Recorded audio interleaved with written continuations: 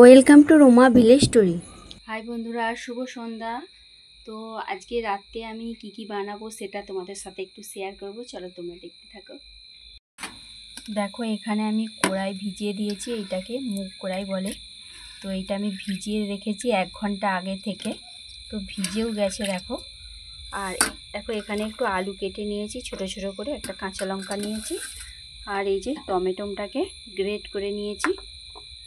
এখানে দেখো একটু আদা বাটা নিয়েছি, আর এই দেখো একটু লবণ নিয়েছি, আর হলুদ গুঁড়ো, লঙ্কার গুঁড়ো, এইটা ধনের গুঁড়ো, এটা জিরের গুঁড়ো, আর একটু সামান্য চিনি নিয়েছি।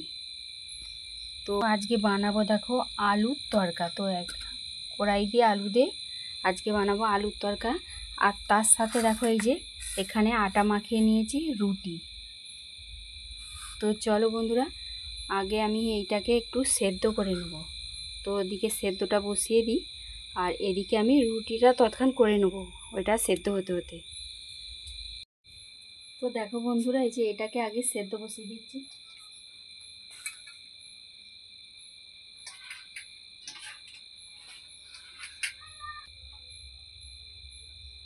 দেখো ওদিকে সেদ্ধ হতে হতে আমি তৎক্ষণ এই যে রুটিটা বানিয়ে নিচ্ছি। তো দেখো বন্ধুরা, কি বলো তো, আগে মানে ভাত না খেলে রাত্রিতে যেন ঘুমিয়ে আসতো না। ভাত খেতেই হবে, যতই মুড়ি খাই, রুটি খাই, যাই খাই, ভাত একটু খেতেই হবে। তো এখন কি বলো তো, মানে সময়ের সাথে সাথে বলে, বয়সের সাথে সাথে সময়ের সাথে সাথে সব পাল্টে যায়। তো রুটিটা সত্যি এখন রুটি না রাত্রে হলে মানে ভালোই লাগেনি, কোনো কিছু খেয়ে যেন হয়নি। রুটি মানে রোজ খেতেই হবে, রুটিটা এত মানে ভালো লাগে। তো আজকে ওই জন্যই বানিয়ে নিচ্ছি এই যে রুটি আর তরকা, আলুর তরকা। তো একদম নিরামিষ তো বানাবো। তো চলো বন্ধুরা, তোমরা পুরো ভিডিওটাই আমার দেখতে থাকো।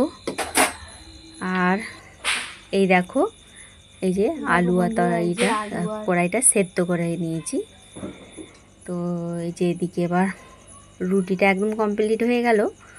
আর এই যে তরকার জন্যে প্রথমে তেলটা দিয়ে তারপরে আদাটা দিয়ে দিচ্ছি, বেটে রাখো আদাটা।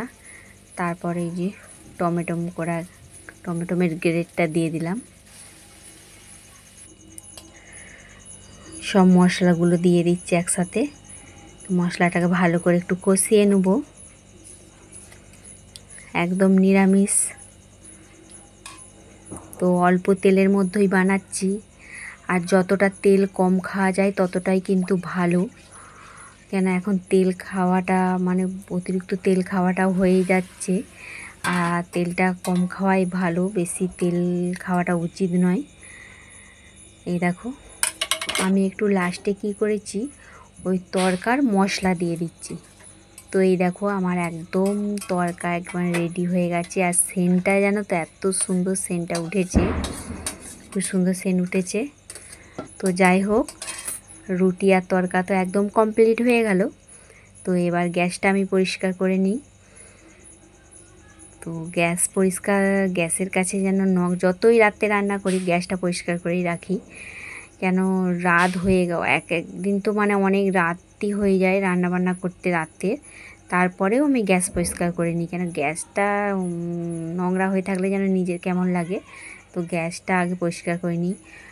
সারাদিন মানে আমাদের যা খাই, সারাদিন রান্না বান্না হয় গ্যাসে, গ্যাস তো পরিষ্কার করতে হবে। তো যাই পারে হোক, এই দেখো এখানে এবার খেতে বসে গেছি। তো খেয়েই দেখি কেমন হয়েছে। তো ওরা ওইদিকে খাচ্ছে, সবাই তো ক্যামেরার সামনে আসবে না। তো খেতে কিন্তু খুব সুন্দর হয়েছে, ব্যাপক হয়ে গেছে। তো চলো বন্ধুরা, এখনকার মতন ভিডিও আমি এখানেই শেষ করছি। দেখা হবে আবার পরে ভিডিওয়। তোমরা ততক্ষণ সুস্থ থাকো, ভালো থাকো, আর আমার লাইক কমেন্ট শেয়ার করো।